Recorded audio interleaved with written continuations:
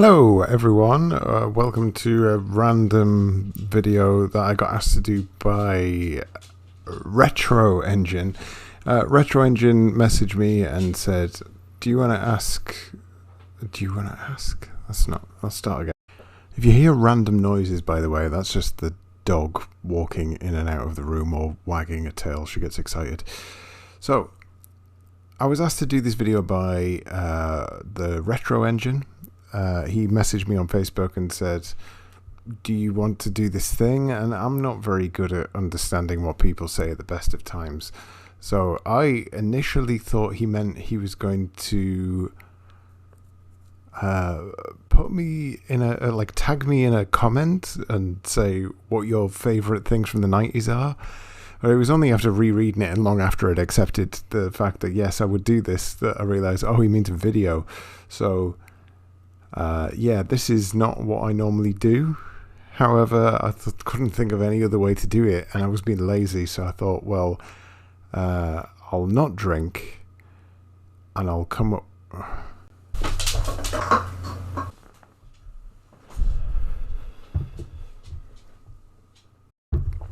So I thought, I'll not drink, and I will come on and just do this random unscripted video that I don't normally do. That's just not how I work. It takes me ages to think of words in my...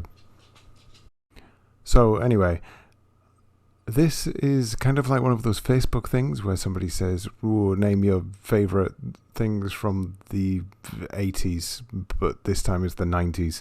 So I should probably have written down the questions in all fairness, and I don't know what any of them are. So I'm going to have a look at those now. Right. Question 1 is favorite cartoon you own on DVD. I don't own any cartoons on DVD, so I'm just going to ignore the stipulation of that question. I think the general gist is, what was your favorite cartoon of the 90s, which... I'll be honest, it's not particularly out there, but I think it's going to have to be Teenage Mutant Hero Turtles. And the reason I say this is because I specifically remember when I was really young, I had this dream. It must have been it must be before I was 7. Maybe let's say 7. Okay, I'm getting into details. However, I remember having this dream, and the dream was that I was part of the Turtles clan. I'd got into the sewers somehow, because that's just what you do as a kid. I got into the sewers, but it was American sewers for whatever reason, and I was hanging around with the Turtles. We were having fun and games and hilarious laughs in the sewers, and we went out fighting crime. And this dream, I can even, if I close my eyes, I can see pictures of it now. It was so vivid. The end of the dream kind of took a sour turn. I come out of the sewers and I couldn't remember which sewer it was that I found the Turtles in. I woke up in the morning and I immediately started crying because I was so upset that that wasn't real and I didn't live in a sewer, which is the most mortifying thing to ever happen to any child. And I went downstairs in the morning and my mum was making breakfast or whatever, and I distinctly remember, still with tears in my eyes, just trying to think of any reason not to go to school because I was so upset that I wasn't friends with the Teenage Mutant Ninja Turtles. So then I had breakfast and I was sat in front of the fire watching a Teenage Mutant Ninja Turtles video. I nearly said DVD video. And I was just crying, just tears of sadness that the dream I had wasn't real, and this fictional cartoon world was in fact a fictional cartoon world. And I said to my mum, I can't go to school today. I'm not feeling well. I've got a headache, blah, blah, blah. And she was basically just like, I don't believe a word you're saying. You go to school. And that was kind of it. That was the end of the story, really. But I was so fixated on the Turtles. I don't know why in particular. I certainly haven't gone back to it since it stopped being aired on TV. I don't think I've ever gone back and watched it. So yeah, I think it's got to be the Ninja Turtles or Hero Turtles, whatever. Hero Turtles. We're in the UK. I'll say Hero Turtles. Okay, question 2 is Sega or Nintendo, which it's a bit of a boring question, in all fairness. I think out of the two, I grew up with Nintendo. I grew up with a SNES after I had my Spectrum, and I only really got to play any Sega stuff through friends. But I don't know, I was never really one for arguing about whose was better or not. I've never really been massively interested in the hardware aspect. It's always just been about what games are available. So I think it was always in the back of my mind that Sega games definitely looked and felt different to Nintendo games. But I don't think I ever attributed that to the hardware as a kid. I think it was always just a case of, no, well, that's just what Sega games look and feel like. So I was just obsessed with trying everything. So I remember having a SNES and trying to swap it with a friend's NES because I really wanted to play some NES games. And my mum and dad were like, no, that's mental, don't do that. But it just didn't occur to me that people would just align themselves with a certain corporation at the end of the day. It's just people nowadays do the same thing with Sony and Microsoft and Nintendo, etc. It's always baffled me. Just to play, you buy a console to play the games, not to champion that particular corporation. So yeah, and this probably sounds quite rich coming from somebody who owns a channel called RoseTintedSpectrum. However, my my backing for that is that the channel was never really about just championing Spectrum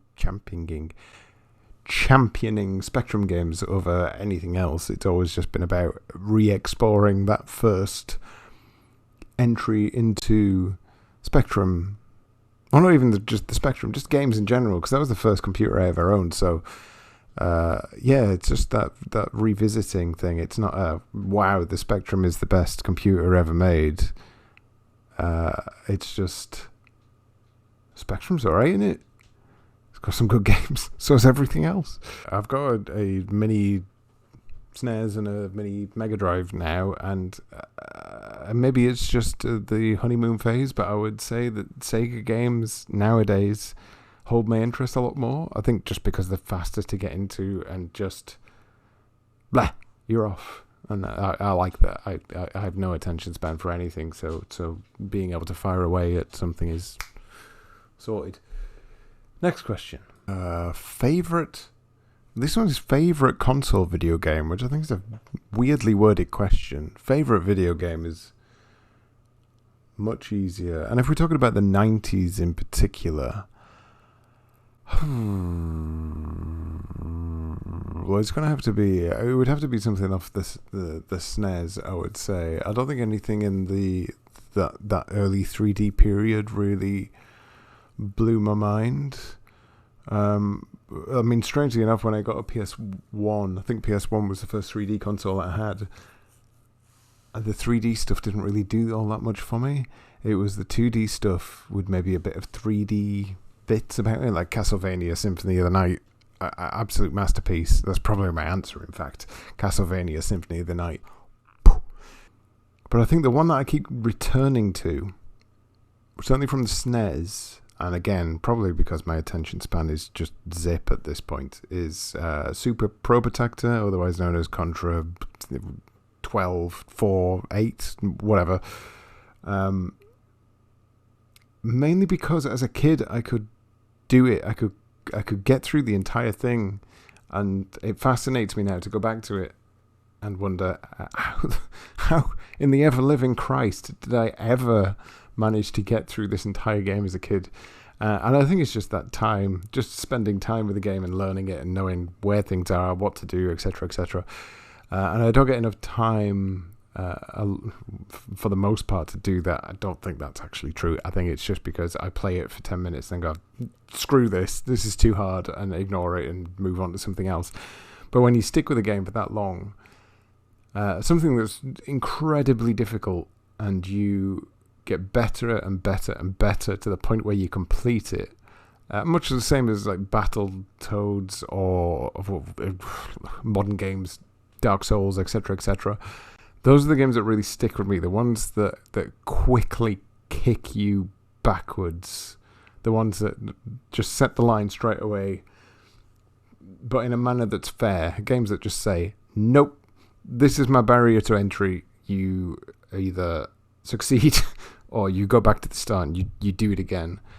Those kind of games, certainly nowadays, seem to be the ones that I always gravitate to. So yeah, probably Super Pro Protector, if I was going to name anything and stick by it and not regret it afterwards, would be the one that I would say is my 90s game of choice. Question 4 is favourite comic.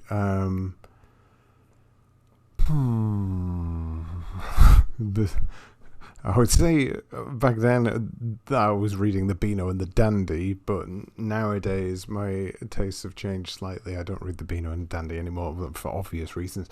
To be fair, back then I was reading a lot of Viz, and I definitely shouldn't have been. I think I started reading Viz at about the age of 12 because my sister used to collect it, and I just got into her stash.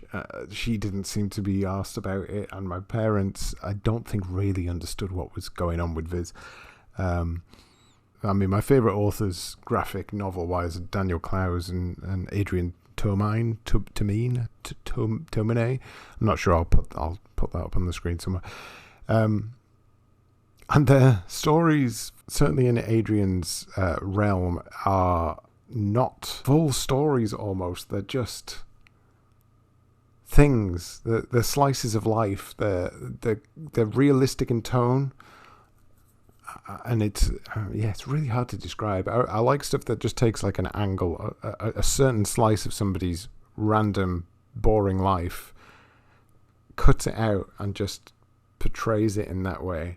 And I'm making it sound incredibly boring, but I don't know. Adrian has a certain way with the way that he draws things and brings them to life that really draws me in. It would have been The Watchmen, but The Watchmen came out in 1987. If we're talking just superheroes, then Batman is probably the only superhero comic I can think of that I've enjoyed, and those are normally through things like The Killing Joke or anything that has that darker tone to it, that isn't just necessarily about an invincible man doing incredible feats. I'm all about flaws in people and exploring those flaws and their failures and their eventual either acceptance or overcoming those flaws in particular.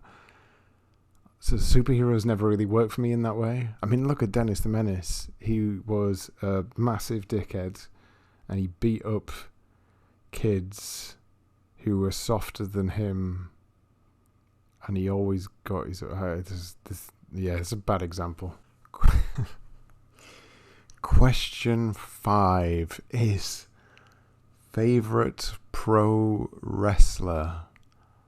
I don't have one because I do not like wrestling in any way. I've tried to like it.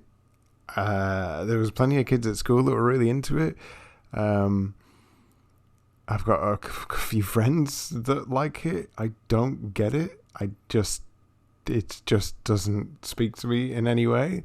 But if I'm going to choose one, it's going to have to be Doink. Mainly because when I used to play wrestling games around at friends' houses who were really into it, wrestling games on the SNES, I would be given a roster of characters who I had no idea who they were, but they were all just naked men in pants. Doink was always the one that stood out because he was a clown. It's going to be the shortest answer you get. Oh my word. Right. Question 6. Favorite song and music video? Jesus Christ, this is the worst question to ask someone like me. As you probably already guessed, my answers are never one-sided with these things. I'll just bang on and on and on about things forever. So, well, that's one thing. So, as you may have noticed this. This one here, these are all music based, but this one here is Aphex Twin. So if I was gonna pick anything, again, I'm gonna have to check the fucking date on this. Hold on, I can't find the date for it. I'm just gonna assume this came out in the 90s. I didn't discover it until I was well into the early 2000s, I would say. So this would be Aphex Twin, selected ambient works, 85 to 92, which would suggest it's after 1992. It's definitely going to be before 2000 because it was Aphex's first record. It's not the first Aphex Twin album I ever picked up. His first was Drux, or Drucuse, however people decide to pronounce it. The reason that I got into acid music in general, or just electronic music in general, was definitely through Aphex Twin, and it kind of opened my eyes to music as a whole. When I grew up, certainly through the 90s, I never really had a massive exposure to music outside of my parents and my sisters. My older sister, was into underground rave, really. She was well into rave music in the 90s. But I never really saw a lot of her, so I didn't get into that aspect so much. My other sister, the only things I can think she was into were Blur and M People, strangely enough. So my exposure was that. I liked Blur. I was not keen on M People. My mum and dad were really into 60s music, which I enjoyed. And still listen to now, and ABBA. It seems to have been where the book stopped. After that, my parents really got into opera music, and that was just opera music and musicals everywhere around the house, which has kind of ingrained in me and also did my head in. So I kind of weaved in and out of that, and amongst what my friends were listening to, and the group of friends I had at the time were really into like early stage punk and metal and stuff. And I started getting into all that, and I was a massive metalhead. When I say massive metalhead, I thought I was a massive metalhead. I wasn't really. I was just kind of on the outskirts of metal.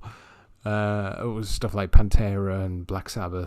However, it was only really the early 2000s onwards that I started to carve my own opinions on music, I think, and started to really understand what I liked and what I didn't like. And I think Aphex Twin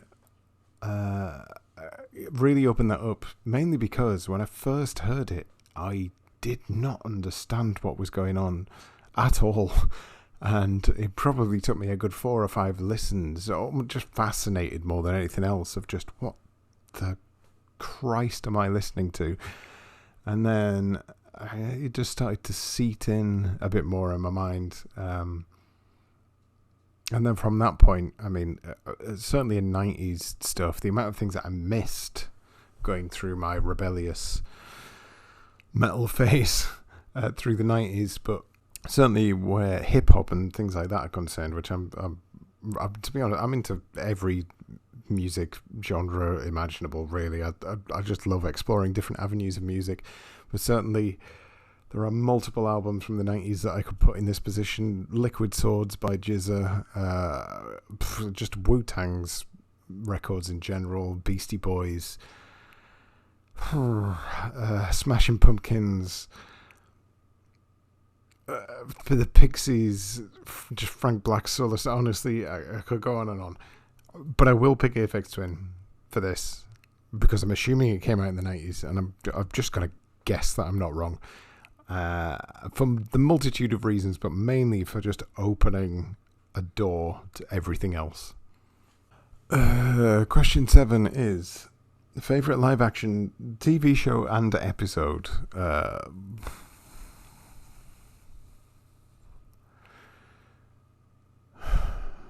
Again, I'm not not sure if the time is right. I'm not sure if the year, the decade is right for it. I'll double check. The time's not right for it. However, I'm going to take a cop out on this. One of the first things, it's actually a group of things really, as all of these answers have been. I apologize. None of these have been straight. So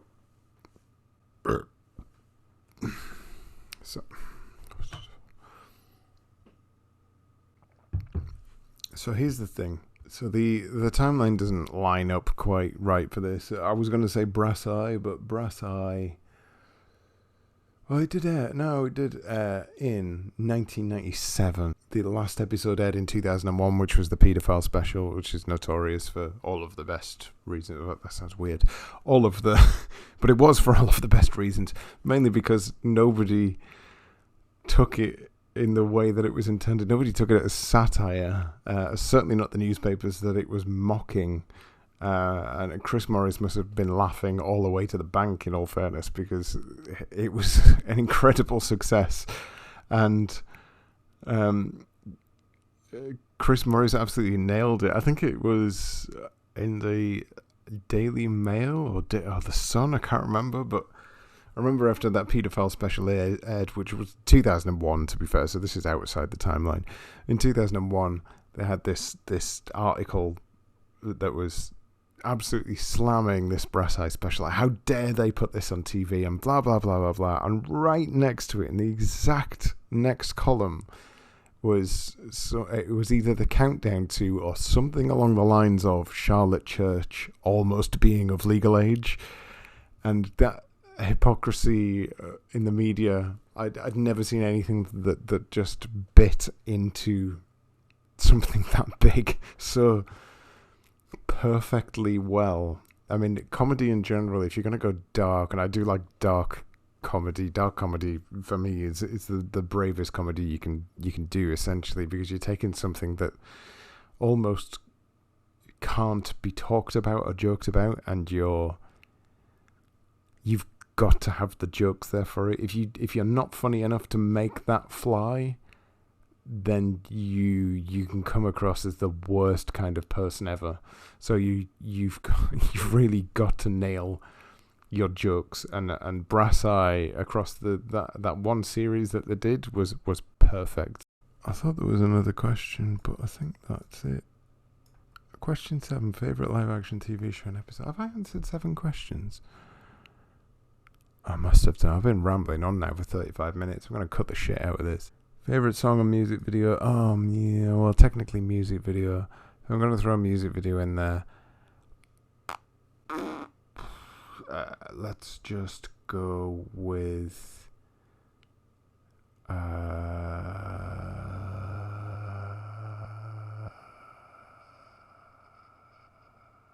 don't know. Yeah, that was 7 questions. So, I now need to nominate 2 people, because these kind of things work like some kind of insidious virus, which I'm not allowed to really bring up anymore, considering what's currently happening.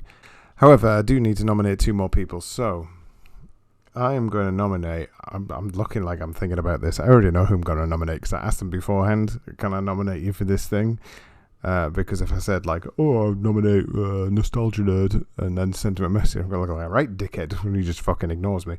So, I nominate James O'Grady, otherwise known as What Ho Snorkers, or whatever he's dressed as that particular day. If you've not looked at his channel, it's good. He dresses up in costumes, and he types games, usually not on the video itself. I don't think he does. I think he does that beforehand. Otherwise, that would take a long time. Although on the stream, I did watch him yesterday. Or was that today? No, I did watch him yesterday. And he was typing on a real keyboard letters and numbers that made things happen on the screen. Like, on here, I was like... blew my mind. So he has accepted my a virus, and he is going to do one of these videos as well. I'm sure you'll all enjoy it. He is one of the nicest people in the world, and he's a lot posher than me as well, so that's just a thing. The other ones I decided to go for were Retro Sesh. They asked me to do an intro video for them not so long back, and I think Mike and Pete, my two little birdies, but because of the coronavirus, if this microphone here is the coronavirus, and this is Mike and Pete, and the coronavirus is stopping them from connecting. So I decided to nominate them because I thought it might be a good video for them to do, potentially just looking at each other longingly through a window, or maybe using technology as to record one person and the other. I don't know how they're going to do it. I don't care. That's not my job. They are going to do a retro sesh, these questions. I've already forgotten what the questions are, but whatever these questions are, hopefully you'll do it a bit more structured and professional than I have, instead of just checking what the last guy did on a video behind you while you're recording it. I mean, they've got a fucking green screen and everything, so what? And that is, I think, all I need to say. I'm just gonna check this screen one more time. Oh my god, I've just checked his comments, and he's got all the fucking questions in the comments. I've just been scrolling through his video looking for the bloody questions. I'm a bloody idiot. Right, yeah, that's probably it. So, Snorkers, Michael and Flesh Pete, they are going to do the video that I have just done, but probably better and less rambly, with better lighting, because it's currently 9:30. 9:30. It's only half an hour till bedtime.